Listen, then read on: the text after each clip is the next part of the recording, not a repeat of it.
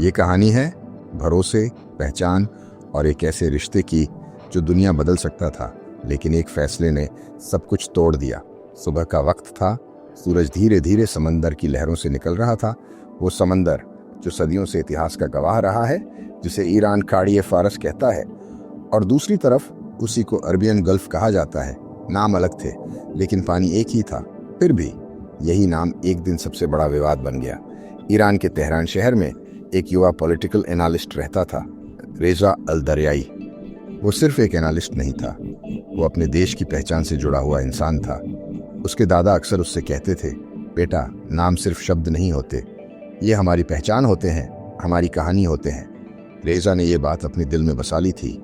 उसके लिए खाड़ी फारस सिर्फ एक नाम नहीं, बल्कि उसके देश की आत्मा थी। दूसरी तरफ खाड़ी के देश सऊदी अरब, यूएई, कतर तेजी से बदल रहे थे। उनकी अर्थव्यवस्था बढ़ रही थी, उनके रिश्ते पश्चिमी देशों के साथ मजबूत हो रहे थे और उनकी सोच भी बदल रही थी। उन्हीं देशों में से एक यूएई में रहती थी लैला अल शरीफ, एक समझदार, तेज और दूरदर्शी पॉलिसी एडवाइजर। वो मानती थी कि अगर ईरान और खाड़ी देश अपने मतभेद भुला दें तो ये पूरा इलाका दुनिया का सबसे ताकतवर क्षेत्र बन सकता है। दुबई में एक इंटरनेशनल समिट आयोजित किया गया, जहां दुनिया भर के बड़े बड़े नेता और विशेषज्ञ आए थे। वहीं पहली बार रेजा और लैला की मुलाकात हुई। शुरुआत में ये सिर्फ एक औपचारिक मुलाकात थी, लेकिन धीरे धीरे उनकी बातचीत गहरी होने लगी। दोनों ने महसूस किया कि उनके विचार काफी हद तक मिलते हैं। दोनों ही शांति और विकास चाहते थे। रेजा ने कहा, अगर हम अपने मतभेद भुला दें तो हम एक नई कहानी लिख सकते हैं। लैला मुस्कुराई और बोली, और शायद वो कहानी दुनिया की सबसे मजबूत कहानी होगी। यहीं से एक नए सपने की शुरुआत हुई। दोनों ने मिलकर एक योजना बनाई, एक ऐसा इकोनॉमिक कॉरिडोर जो ईरान और खाड़ी देशों को जोड़े। साझा बंदरगाह, व्यापार समझौते और सांस्कृतिक आदान प्रदान। धीरे धीरे ये योजना हकीकत बनने लगी। दोनों तरफ के कुछ नेता भी इस विचार को समर्थन देने लगे। ऐसा लग रहा था जैसे सालों की दुश्मनी खत्म होने वाली है। लेकिन हर कहानी में एक मोड़ आता है, और इस कहानी में भी वो मोड़ आने वाला था। कुछ शक्तिशाली लोगों को ये बढ़ती नजदीकी पसंद नहीं थी। उन्हें डर था कि अगर ईरान और खाड़ी देश एक हो गए तो उनका प्रभाव कम हो जाएगा। उन्होंने चुपचाप पर्दे के पीछे एक नई रणनीति बनानी शुरू कर दी।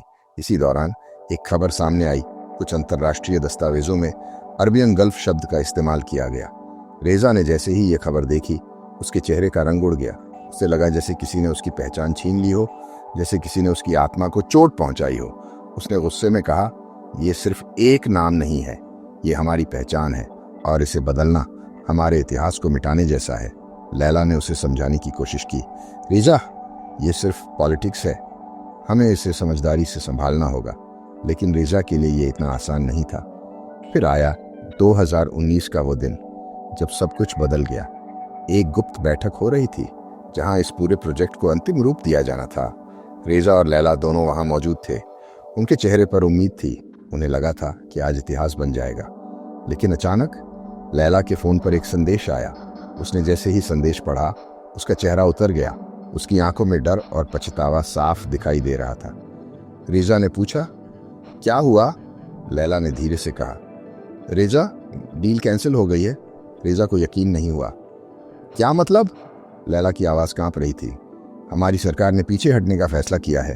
हम इस समझौते का हिस्सा नहीं बन सकते। कुछ पल के लिए वहां पूरी खामोशी छा गई। रेजा ने गहरी सांस ली और धीमी आवाज में कहा, तो ये सब सिर्फ एक खेल था। लैला की आंखों से आंसू निकल आए। मैंने तुम्हें धोखा नहीं दिया, हालात ने दिया है। लेकिन रेजा के लिए ये सिर्फ एक बहाना था। उसके लिए ये था भरोसे का टूटना, एक ऐसा धोखा जिसे वो कभी भूल नहीं सकता था। उस रात के बाद सब कुछ बदल गया। रेजा अब पहले जैसा इंसान नहीं रहा। उसके अंदर गुस्सा था, दर्द था और एक नई सोच थी। उसने तय किया कि अब वो किसी पर भरोसा नहीं करेगा।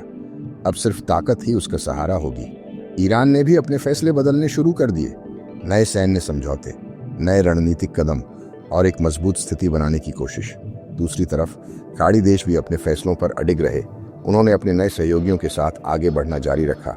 लेकिन एक चीज हमेशा के लिए टूट चुकी थी, और वो थी भरोसा।